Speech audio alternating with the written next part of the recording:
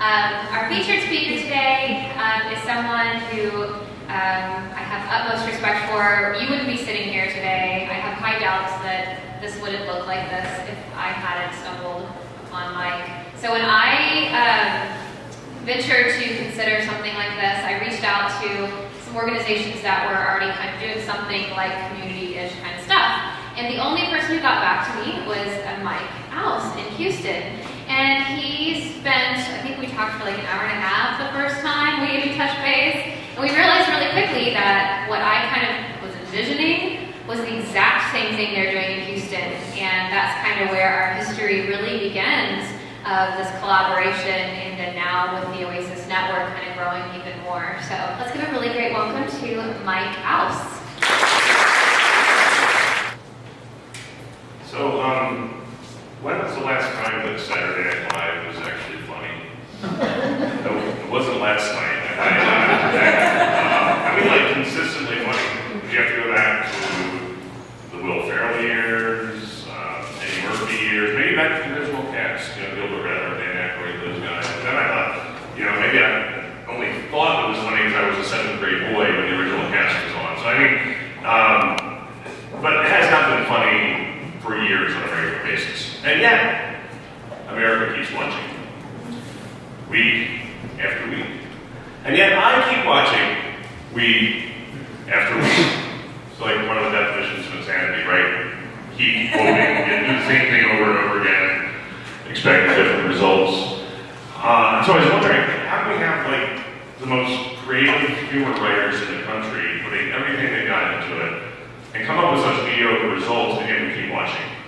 I think A, because writing good comedy is just that hard. And I think B, because we are just that desperate for a good laugh. And it's because if Miracle by Miracles, the show is actually funny, it will all be worth it in the end. I think the same is true for the late night comics, throughout the week. If you ever sit down and actually kind of count the number of jokes in the monologue that actually make you laugh, most of them fall flat. Jimmy Kimmel, Letterman, all those guys. Being a professional comedian is hard work, and I think it's something like being a pro baseball player. If you bat 300, you're a superstar. So why do we watch? Because at the end of a long day, a good laugh, even a smile, makes it all worth it. I was thinking about the importance of fun in our lives when I stumbled across an op-ed piece in the New York Times entitled, "Let the Poor Have Fun." And I want to read the opening paragraph, because this is kind of a jumping off point for my thoughts I wanted to share with you today. It goes like this. They can't do without the farmer story. When people who wish to transform India through the internet talk about their plans, they tend to tell a story that goes something like this. A poor farmer is about to sell his crop very cheap when someone, often a smart adolescent granddaughter, checks the market price online, and the farmer makes a more informed decision and makes more money. It appears that technology executives feel they must treat the internet as something deeply noble and serious in order to substantiate its importance in an impoverished nation. Facebook's founder, Mark Zuckerberg, said that the goal was to create a backbone for many things, including access to information about healthcare, education, jobs, and just so many good things. Too many people assume that what the poor want from the internet are the crucial necessities of life. In reality, the enchantment of the internet is that it is a lot of fun. And fun, even in poor countries, is a profound human need. A lot of good can come from people setting out in pursuit of joy. That's the sentence that grabbed me. A lot of good can come from people setting out in pursuit of joy. Exactly. Smartphones, iPads, laptops could do a lot to improve the quality of life in very poor parts of the world, but it's also possible that many of these people just want to play Candy Crush. And what's wrong with that? I mean, like heck, if everybody in Afghanistan were going to be a lot harder for the Taliban to do their recruiting. Hey, you want to go kill some infidels? Later, dude, we're about to get to the next level. I'm not being facetious. I think there might be something to that. Over the years, I've had the opportunity to go to like service trips and projects in really poor parts of the world. And I remember the first time I went on, to like a really poor part of the world, I went down there with these kind of first world preconceived notions of what I would see. People sitting around looking all like poor and sad and morose and like flies buzzing around their head, And what I found was that folks in really poor places live a lot like you and I do, but just with a lot less stuff. And yet, despite the deprivation, they still find ways to have fun. They laugh, they tell jokes with their neighbors, they gossip. Kids all over the world can have fun with like the simplest things, a couple marbles, an old tin can, a ball. Once I was in the slum, and I was actually in Lima, Peru, and they were having like some kind of annual festival that night. And people brought out food, homemade food from their kitchens and shared it on the streets. And kids were playing games, there was music, live music. And they brought out later in the evening this contraption made out of bamboo. It was like a giant bamboo tower. It's like 2 stories tall. They had to bring it out on their shoulders. And it was like a Rube Goldberg contraption where you lit the fuse at the bottom of the bamboo tower and it traveled up, just like in the Bugs Bunny cartoons. And it set off subsequent fireworks, and there were spin wheels and sparklers and smoke bombs and bottle rockets, and it was dangerous. We were standing way too close to this thing. There were sparks and clouds of smoke everywhere. The crowd had to duck because a couple of the bottle rockets missed fire and buzzed them. I think we lost a couple fingers that night, but hey, there's always going to be some collateral damage. And I sat there in the middle of that thing, and I had never lived in a neighborhood that had this much fun. Never. Well, maybe in Louisiana. Louisiana people know that. But that's another story. And the fact is that wherever humans gather, fun and silliness and jocularity are bound to break out, right? It's what we do. It's how we cope with life. And as with everything else in life, there's an evolutionary reason for this. I always get nervous when I start talking about evolution because I know there's actual scientists in the crowd. So forgive me. I was an English major. I had no business talking about this, but this is what I kind of get. Anyone who's ever had a cat or a dog or been to a zoo knows that animals like to play, right? And they do play chasing, play fighting, play running away, and what we think are that when animals play, they're practicing the skills that they're going to need later on to eat and to avoid being eaten, right? Okay. In humans, the theory is that playfulness is also an indication of youthfulness. It's a general fitness indicator. And of course, with humans, we're not just talking about physical playfulness, but also mental playfulness like creativity, humor, and other kinds of fun. Creative people delight us because they are full of surprises. They produce novelty. And an attraction to novelty is deeply embedded in our brains. Our brains are prediction machines that are constantly constructing an internal model of how the world should work, and when something deviates from that, we pay attention. So we're attuned to novelty. And the word for this is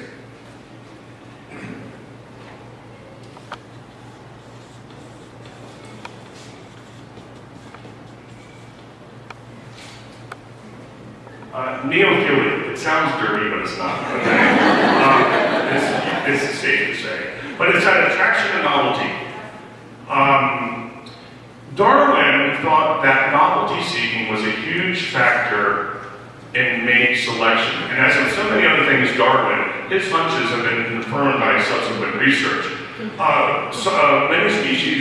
many species of birds, for example, the females have a preference for for male birds that know more songs and have more different types of songs in their repertoire. Which of course explains why teenage boys want to learn the guitar and join a band.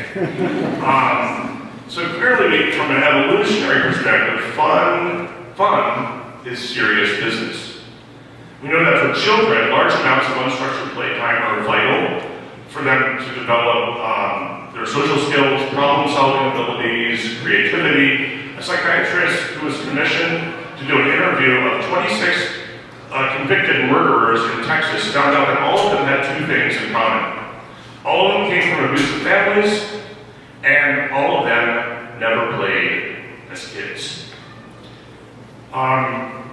And some good research has shown that play is no less important for adults. It helps us keep our sanity, it helps us keep our mental sharpness, and even boost our productivity. So maybe the op-ed writer for the New York Times is onto something, and that the pursuit of joy is a basic human right. So for something to be so vital to our well-being as fun, why do we talk about it? We're in the middle of election season. I found out that your election commercials are just as crappy as ours in Texas. And all these politicians have all these very serious ideas to how to make life better for people. And yet, nobody ever mentions fun in their platform. Yeah, I think the people of this congressional district really need to lighten up a bit. We need more fun. They never say that. Why? Because they would never be elected if a politician ran on a platform of fun. Why? Because I think there is a suspicion of fun in American life. I think personally it's rooted in our Puritan roots, and especially something called the Protestant work ethic, which I would love to, if you want to, maybe if we have time later, we'll unpack how Calvinist theology is still harming us today, even as free thinkers. It's crazy. Maybe we can do it later, if we have time. We probably won't. But what if we did pay more attention to the importance of fun as a basic human right?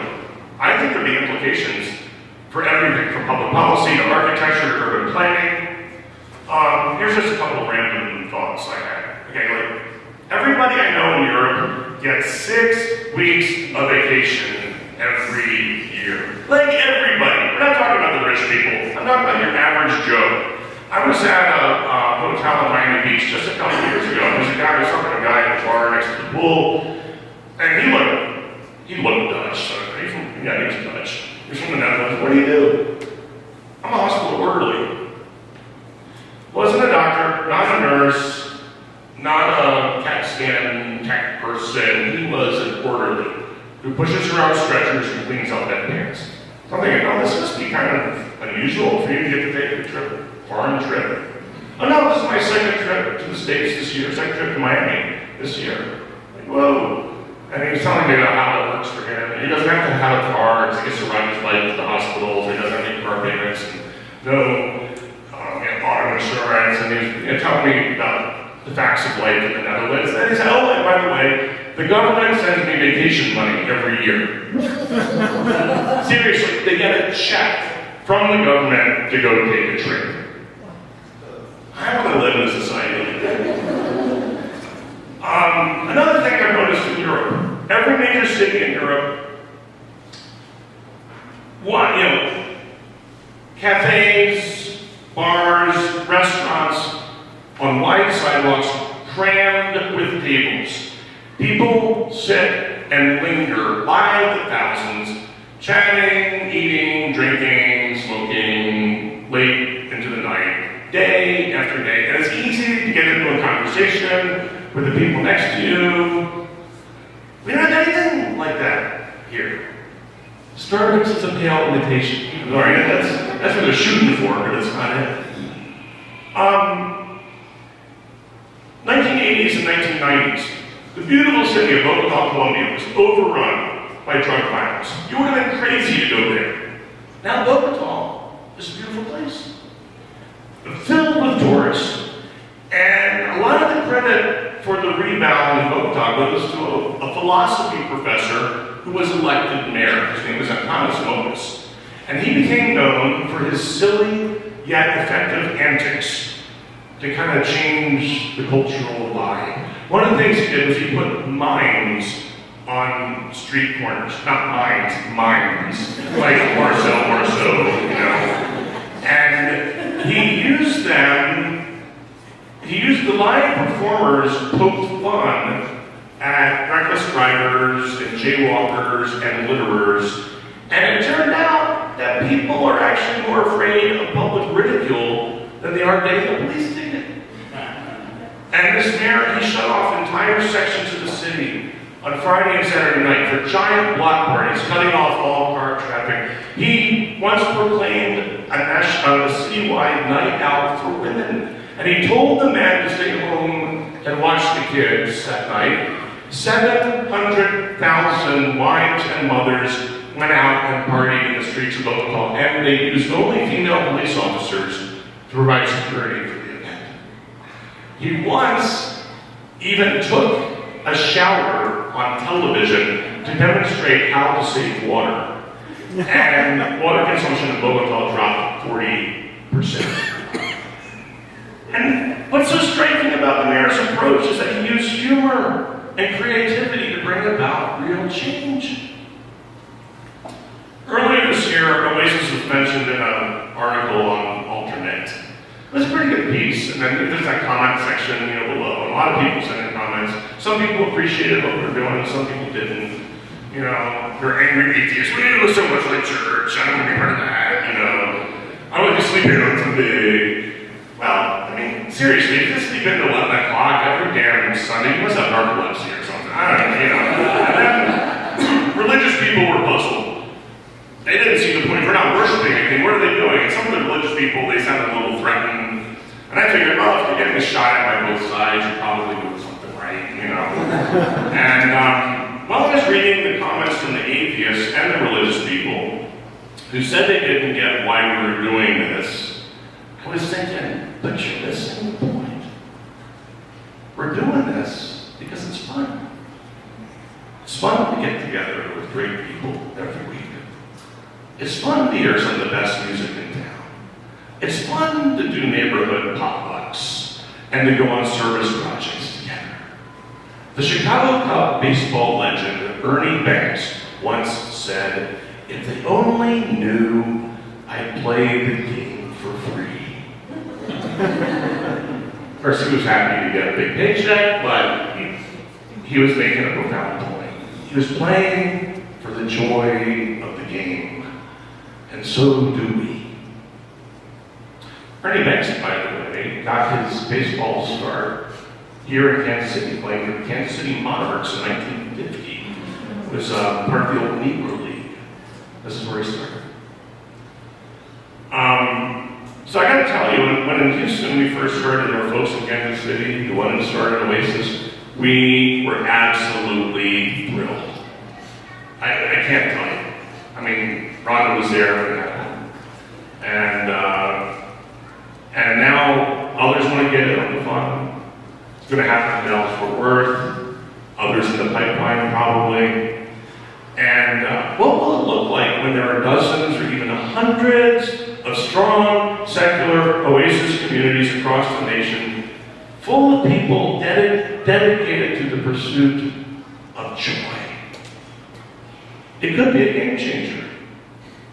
Don't ever underestimate what you're doing here. We can have a cultural impact way beyond. There can be ripple effects way beyond just being free thinkers who gather on a Sunday morning. No, we have bigger fish to fry than that. We want a joyful world to live in, a joyful society that values human beings and writes them checks to go on vacation. And you are helping to make that happen. Thank you for being a part of it. And may the party go on and on for a long time. Thank you.